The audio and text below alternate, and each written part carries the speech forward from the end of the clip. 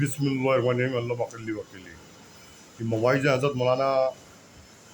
میرے حضرت والا پیر و مرشید رحمۃ اللہ کے جلال آبادی کے ذرا سماعت فرمائیں۔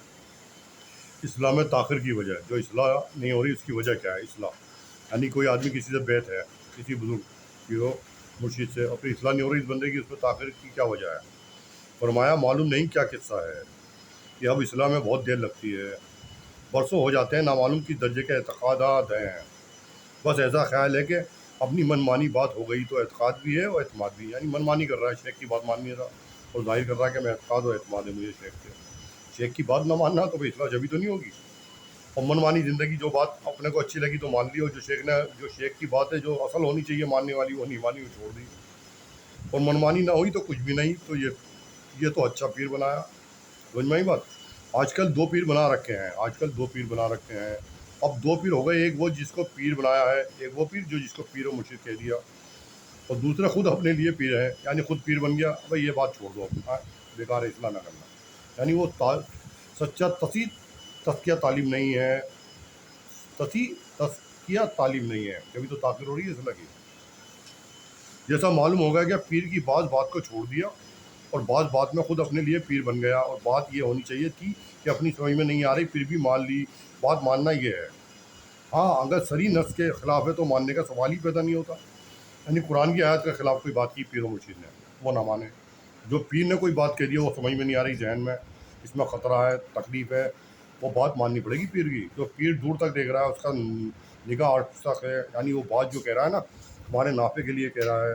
سمجھ میں آئی؟ جیسے میں نے کہا میں چھوڑ آیا اپنا گھر بار بیوی بچے، مطلب والد کو چھوڑ آیا، بھی کہا نہیں واپس جاؤ، میرا خطرہ ہے،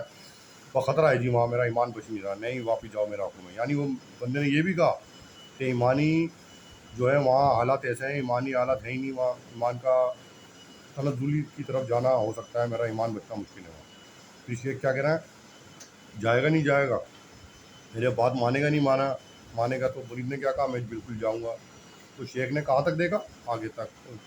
مرید کا یہ حق ہے کہ ماننا پڑے گا، یہ نہیں دیکھے گا میرے لیے نافع ہے یا فائدہ مند، مطلب نافع یا مضر، ماننی پڑے گی شیخ کی بات۔ یہاں یہ حضرت والا رحمۃ اللہ بتا رہے ہیں، جو میں نے تحریر بتائی اس سے پہلے میں بتا چکا ہوں اس بات کو، دیکھیے آپ، اہل حق پر اعتراض کرنا باعث عتاب ہے، یعنی عذاب ہے، عتاب ہے کسی اہل حق پر اعتراض کرنا۔ حضرت مولانا گنگوئی رحمۃ اللہ علیہ کے زمانے میں کسی نے سوال کیا تھا کہ کوا حلال ہے یا نہیں، تو آپ نے جواب دیا کہ حلال ہے، نہ کھانا الگ بات ہے۔ یہ میں کہہ رہا ہوں اس وقت ایک اچھے خاصے بزرگ تھے، ان کو جب یہ بات پہنچی، اس زمانے میں ایک بزرگ تھے اولیاء اللہ تھے، ظاہری بات، ان کو جب یہ بات پہنچی کہ حضرت رشید احمد گنگوئی رحمۃ اللہ نے حلال بتا دیا کوے کو، وہ ان کی حکمتیں ہیں، اب ان کے پاس کوئی بیٹھے تب بتائیں گے وہی حلال کوہ کیوں بتایا انہوں نے۔ ہمیشہ کبھی عالم پہ اعتراض مت کرنا، کیا بزرگ ہوں یا عالم ہو، جو عالم جو بات کہہ رہا ہے نا ان کی روشنی میں کہہ رہا ہے، اور بزرگ کی بات تو بھائی ان کی تو بات ہی الگ ہے، وہاں تو زبان کھولنی نہیں آئی بزرگ کے سامنے، بالکل خاموش رہو، حکمت ہے، اگر زبان کھولی تو انوار رک جائیں گے، اللہ ناراض ہو جائیں گے۔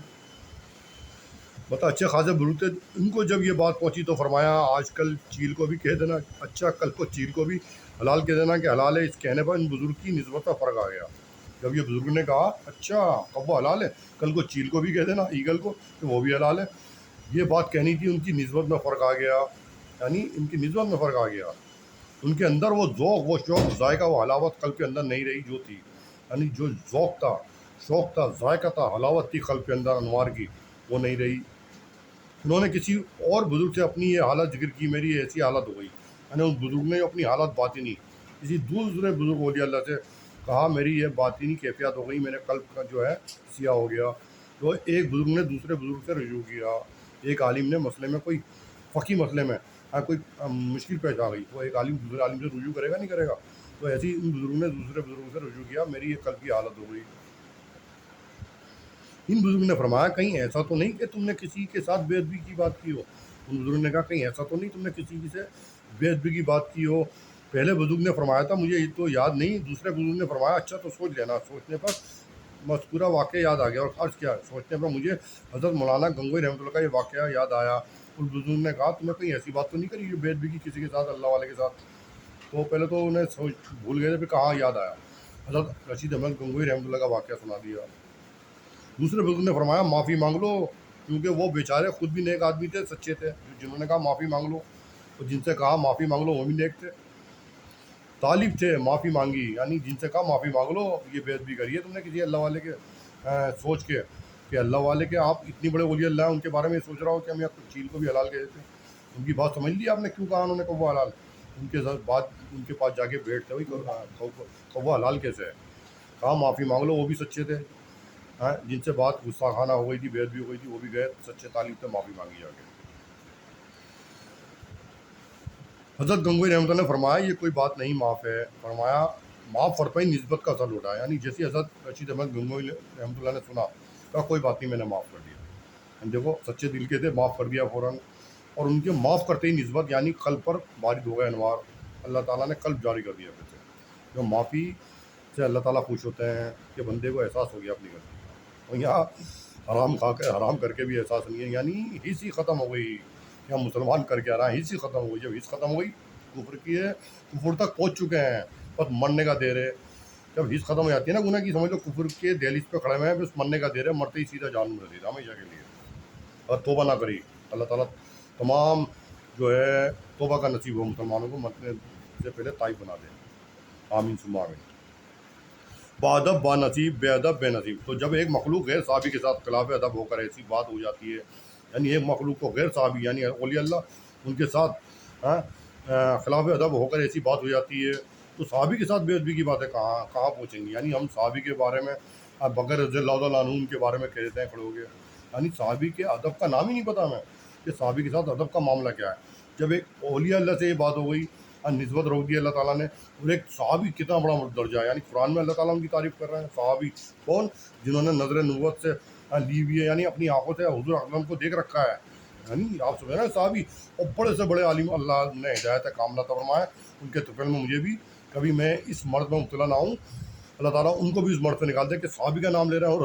रज़ियल्लाहु ताला नहीं लगा रहा है, बल्कि ये कह रहे हैं हज़रत उमर, हज़रत उस्मान, तौबा हो है, बल्कि हज़रत उमर रज़ियल्लाहु ताला अन्हु। अरे आप क्या कर रहे हैं बेअदबी है? आपको यही नहीं पता साहबी का नाम ले रहे हैं, आप इसके काबिल भी नहीं कि साहबी का नाम भी अदब के साथ नहीं ले रहे हैं आप। यही वजह है, सिर्फ नाम के हम तौबा तौबा इल्म वाले चल रहे हैं, और इनसे हम बेबहरा हैं, यानी इन पर हमें वो गहराई और मुँह हासिल नहीं हुआ जो होना चाहिए। अल्लाह ताला उन्हें भी तौफीक दे और मुझे भी, आमीन सुम्मा आमीन। और अल्लाह के साथ कहाँ हो जाएंगी, यानी हाँ सुनिए, तो साहबी के साथ बेअदबी की बातें कहाँ पहुँचेंगी, और रसूलुल्लाह सल्लल्लाहु अलैहि वसल्लम के साथ कहाँ पहुँचेंगी, और अल्लाह के साथ कहाँ पहुँचेंगी। सिलसिला ब सिलसिला क़यास कर लिया जाए तो अदब कितनी ऊंची बात हो गई। और ख्याल ही, और अगर ये ख्याल करेगा पीर साहब को क्या खबर है, देख अच्छा, लेकिन मुरब्बी हकीक को तो खबर है, यानी पीर को क्या खबर। यानी आप पीर की बात नहीं मानना है तो अल्लाह तो देख रहे हैं तुम्हें। पीर कौन? जो अल्लाह तक पहुँच चुका है, अल्लाह का नेक बंदा है पीर। तो जब आप सोचेंगे पीर को क्या पता होगी, लेकिन अल्लाह तो देख रहे हैं जो मुरब्बी हकीकी हैं। पीर ने क्या तालीम की थी और क्या कर रहा है, तो फिर बैत ही क्यों हुआ, तो बैत क्यों हुआ? किसी ने कहा था पीर ने मुझसे बैत हो जाओ। जो छुपा रहा है किसी बात के टोक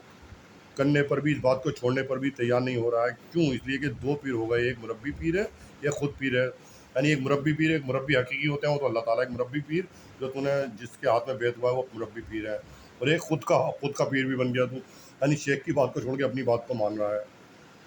तो ये फिल तो ये फ़ी जुमला शिर्क नहीं तो फिर क्या है? ये भी एक शिर्क की अलामत है। इमाम बुखारी रहमतुल्लाह अलैह के तहत एक हदीस लाए हैं जिससे मालूम हुआ है कुफरान अशीर, शोहर की नाशुक्री भी कुफ्र है, वो कुफ्र बिल्ला नहीं है। इस तरह के तहत ये भी शिर्क है। जिसको पीर बनाया है वो तो है ही खुद भी पीर बन गया। अपनी अकल आ गई, अपना तजर्बा आ गया, अपना इल्म आ गया, अपनी राय आ गई, इसकी राय के साथ अपनी राय, इसके इल्म के साथ अपने इल्म, इसकी अकल के साथ अपनी अकल, इसके तजर्बे के साथ अपना तजर्बा। अब ये शिर्क नहीं है तो और क्या है? समझ में नहीं आता कि आखिरी ज़माने के अंदर इस्लाम में देर पर देर क्यों होती जा रही है। पहले तो मुरीद ये कहा करते थे कि बैत के वक्त की तालीम हमारी आखिरी उम्र तक नहीं छूट सकती। अब आ गए तो क्या तालीम लेंगे? इस तालीम पर ही अमल नहीं जो बैत के वक्त की जाती है। मौलवियों को देर में बैत करने की वजह, हज़रत वाला रहमतुल्लाह ने तजर्बे की बिना पर ही फरमाया होगा कि मौलवियों को ज़रा देर में बैत करना, हेर फेर की बातें करते हैं, मुझे खिलाफत मिल जाए। कौन कह रहा है? मेरे हज़रत वाला के पीरो मुर्शिद कह रहे हैं कि मौलवियों को बैत देर में किया करो, ये हमेशा बैत होते ही खिलाफत की बात करते हैं। حالانکہ ابھی خلافت کا سوال ہی کیا پیدا ہوتا ہے، ابھی تو وہ احکام جو صحیح احکام ہے انہی کی عظمت قلب میں نہیں ہے، انہی کو ترک کر رہا ہے اور لوگوں کو اپنی حرکات اور افعال ظاہرہ سے مشتبہ بنا رہا ہے۔ یعنی کسی سے بیعت ہو گیا کوئی آدمی، وہ بیعت ہوتا ہی سوچتا ہے مجھے خلافت مل جائے، اور دوسرے جو اس کے معتقد ہیں، یعنی جہاں پہ امامت کر رہا ہے اس کے جو مرید ہیں، معتقد ہیں، جو یعنی اس کے جو مقتدی ہیں، ان کو اپنی حرکات سکرات بتا رہا ہے، افعال بتا رہا ہے کہ صاحب میں بہت پہنچا ہوا ہوں اور میں ان سے بیعت ہوں، یعنی ان کو دکھا رہا ہے کہ میں بیعت ہوں، اور عمل معاذ اللہ پتہ نہیں کر رہا ہے نہیں کر رہا، یہ لکھ رہا ہے کتاب میں حضرت والا رحمۃ اللہ علیہ، یعنی ان کو اپنے افعال اور اپنی حرکات و افعال ظاہرہ سے مشتبہ بنا رہا ہے، یعنی مشتبہ بنا رہا ہے، یعنی شک و شبہ میں ڈال رکھا ہے دوسروں کو کہ میں صاحب میں ان فلاں بزرگ سے بیعت ہوں اور میں فلاں کو پہنچ رہا ہوں۔ اس لیے حضرت نے فرمایا تھا کہ مولویوں کو دیر میں بیعت کرنا، یہ اپنا علم اپنی رائے بہت چلاتے ہیں،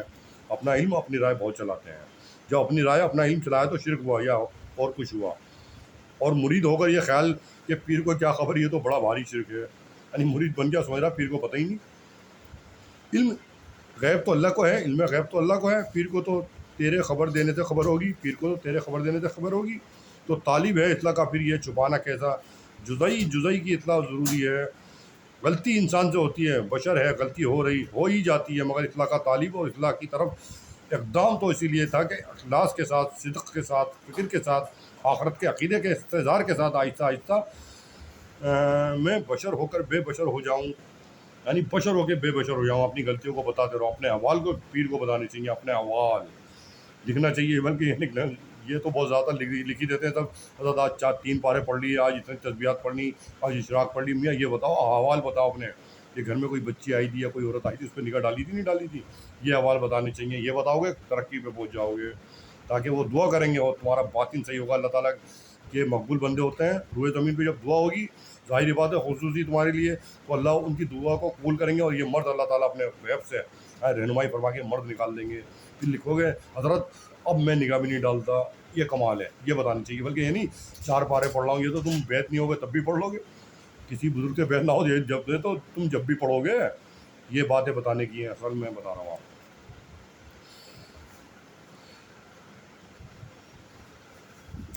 تو بشر ہو کر پھر شر کے اندر لگا رہنا ہے اصرار کے ساتھ، یہ کس طرح درست ہے، یعنی بشر ہو کے شر کے اندر لگے رہنا، تو یہ کس بات کا اصرار ہے بیعت کا، تو کیا یہی اقدام ہوا تھا اخلاص کے ساتھ، یہی اقدام کھڑا ہونا ہوا تھا صدق سے، یہی کہنا ہوا تھا بیعت کے لیے مجھے بیعت کر لیجیے، اسی لیے بیعت کے لیے گئے تھے، بلکہ اس لیے کہنا ہوا تھا کہ میں بشر ہوں تو شر سے نکالنا چاہتا ہوں، پھر یہ شر کا ہوتا رہنا کیسا، شر کا کرتے رہنا کیسا، شر پر اصرار کیسا، معاصی اور کبیرہ گناہ تو اسی وقت چھوٹ گئے تھے جب بیعت کے وقت یہ کہلوایا تھا کہ میں توبہ کرتا ہوں گناہوں سے،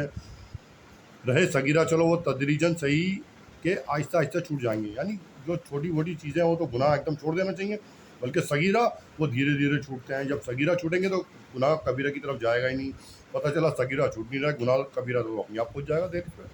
جب صغیرہ گناہ نہیں چھوٹتے ہیں، صغیرہ گناہ کا جو ہے نا ارتکاب ہوتا ہے گناہ کبیرہ کی طرف، صغیرہ گناہ کبیرہ گناہ کی طرف لے جاتا ہے، اور کبیرہ گناہ سے کیا ہوتا ہے پتہ، یعنی ہم دہلیز پہ کھڑے ہوگا کفر کی، اب موت آتے ہی سیدھا جہنم نصیب ہوگی ہمیں اگر توبہ نہ کریں، کبیرہ تو اسی وقت چھوٹ گئے، صغیرہ سے رہے گناہوں سے رہے صغیرہ چلو وہ تدریجاً صحیح کہ آہستہ آہستہ چھوٹ گئے جائیں گے، کبیرہ تو اسی وقت چھوٹ گئے، یعنی کبیرہ تو گناہ تو آج چھوٹے ہوئے ہیں، اور صغیرہ بھی چھوٹ جائیں گے، چھوٹے چھوٹے گناہ ہو رہے ہیں وہ بھی چھوٹ جائیں گے، اگر تقاضا گناہ ہو گیا تو رو پڑھ کر ہائے ہائے گناہ کیوں ہوا، پھر کبیرہ کے ارتکاب کا اصرار کیسا، اس لیے طالب صادق کے حق تعالیٰ کا ارشاد ہے، اور جن لوگوں نے ہمارے بارے میں مجاہدہ کیا ہم ان کو ضرور اپنے راستوں کو ہدایت دیتے ہیں، رہیں گے، اور اللہ تعالیٰ محسنین کے ساتھ ہیں، یہ قرآن کی آیت ہے، میں اذان ہو رہی ہے پھر ابھی ختم کر رہا ہوں، بات ختم ہو جائے گی پوری دوبارہ ویڈیو بنانی پڑے گی، اس اذان کا جواب میں پہلے ہی دے چکا ہوں، والذین جاہدوا فینا لنہدینہم سبلنا وان اللہ لمع المحسنین، اور جن لوگوں نے ہمارے بارے میں مجاہدہ کیا ہم ان کو ضرور اپنے راستوں کی ہدایت دیتے رہیں گے، اور اللہ تعالیٰ محسنین کے ساتھ ہیں، محسنین یعنی مخلصین، تو مخلصین کے ساتھ اللہ کی مدد و توفیق ہوتی ہے، تو گناہ کبیرہ تو بالتوفیق الہی بیعت کے وقت چھوٹ گئے، اللہ تعالیٰ اس بات پر عمل کرا ہونے کی توفیق آسانی سے نوازے تمام سامعین کو، ان کی توفیق میں مجھے بھی اور غیروں کو اللہ تعالیٰ ہدایت کاملہ فرمائے، آمین ثم آمین، وآخر دعوانا الحمد للہ رب العالمین۔